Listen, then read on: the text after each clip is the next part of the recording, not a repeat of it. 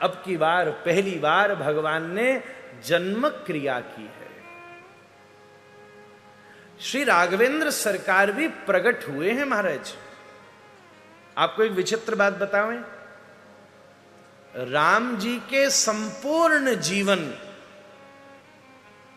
मनुष्य को मर्यादा सिखाने के लिए है, इसलिए ये नर लीला की तरह घटित होती है।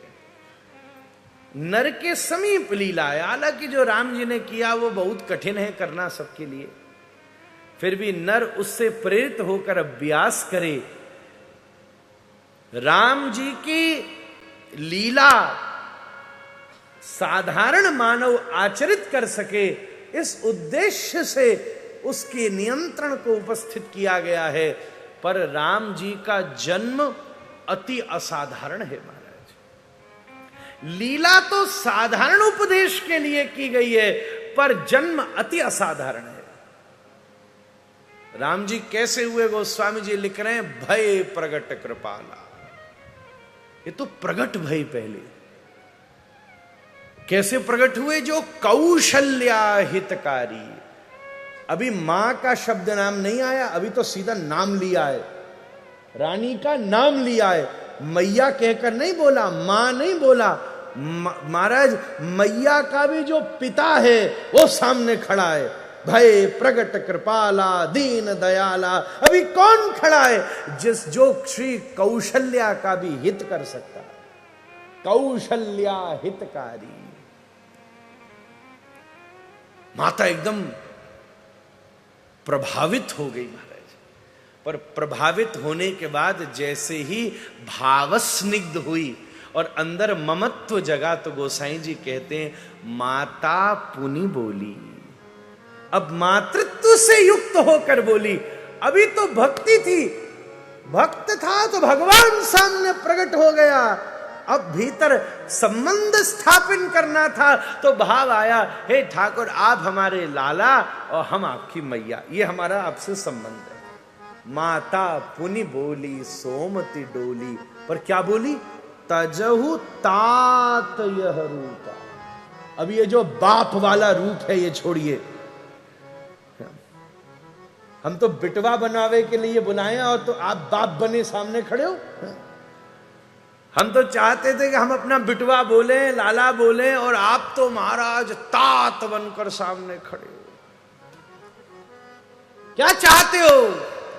बोले प्रभु की जय शिशु लीला अति प्रिय शीला, यह सुख परम अनु। हमारे ऐसा निवेदन है कि हे प्रभु, ये बाप जैसा रूप छोड़ो और हमारे शिशु जैसा सौम्य बालक स्वरूप आप लो, लीला करो। आपको गोदी में धारण करने का सुख क्या होगा महाराज। तब गोसाई जी एक शब्द का प्रयोग कर रहे हैं, क्या? हुई बालक सुर भूपा। गोसाई जी कह रहे हैं हुई बालक, वो जो सामने प्रकट हुआ है वही बालक हो गया महाराज। बालक शब्द की वेदांत में बहुत सी परिभाषाएं। वैसे बलेशु राम कुहरेशु ब्रह्मांडानी, जिसके रोम रोम में कोटि कोटि ब्रह्मांड रहते हो उसको भी बालक कहते हैं महाराज। बालानाम समूह बालः तान आकर्षतीति बालकः। बल के समूह को बाल कहते हैं, और ऐसे बल के समूह को भी आकर्षित करके जो पराजित कर दे उसको बालक कहते हैं। हुई बालक सुर भूपा।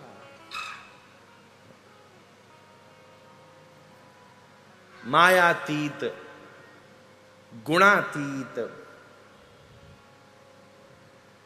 गोतीत, इंद्रियातीत भगवान ने ये दिव्य स्वरूप धारण करके एकदम रोदन ठाना।